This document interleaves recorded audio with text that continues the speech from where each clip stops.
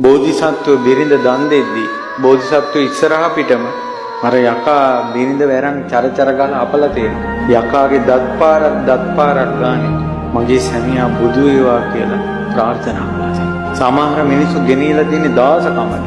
ඒතකොට ඒ වළං හොදද්දී හොදන වළඳක් ගානේ තමන්ගේ ස්වාමියා බුදු වේවා කියලා ප්‍රාර්ථනා කළා තියෙනවා. අසංඛ්‍ය වාරක. ස්වාමියා තපසට යද්දී තමන් පළවැල් නෙලාගෙන කියනලා තියෙන ආත්ම භාව අසංඛ්‍ය ගානක්. සමහර ස්වාමියා භාවනා කරනවා. බිරිඳ පළවැල් අරගෙන එනවා.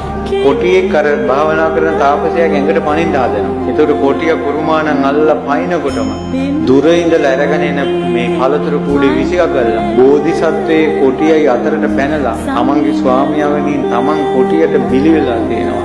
ආත්ම භාව අසංඛ්‍ය. ස්වාමියා නොකරපු වැරදි වලට අහු වෙලා රජෙන් දඬුවම් දෙද්දී මගේ ස්වාමියා බේරන්න කියලා ඉල්ලද්දී එහෙනම් මෙයා වෙනුවට තව කෙනෙක් ඉරගෙට දාන්න ඕන කියද්දී තමන් ඉරගෙට ගිහිල්ලා ස්වාමියාව බේරලා තියෙන ආත්ම භව අසංඛ්‍යයි. ඔය යසෝදරා උත්තමාවිට කවුරුරි වැන්දොත් අවුදහස් ගණනක් වෙනවා. අපි වෙනුවෙන් ඉක්මනට බුදු කෙනෙක් පහල කරවන්න ඒ පාරමිතාවන් පුරවන්න දාන වස්තුවක් වුණා යසෝදරා. බුදුරජාණන් වහන්සේ බුදු බව පැතීමට දෙවෙනි වෙනවා යසෝදරා ස්වාමියාගේ බුදු බවට ආශිර්වාද කරපේවා.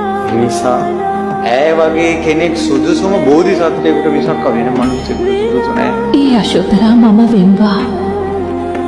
ඒ රාහුල මාතාව මම වෙම්වා. පාරමිතා පූර්ණයට අනුඵල දෙමින් උත්තත්වයේ දක්වා ආත්මයක් පාසා සංසාරයේ විදයන්ට විවරණ ලබම්වා.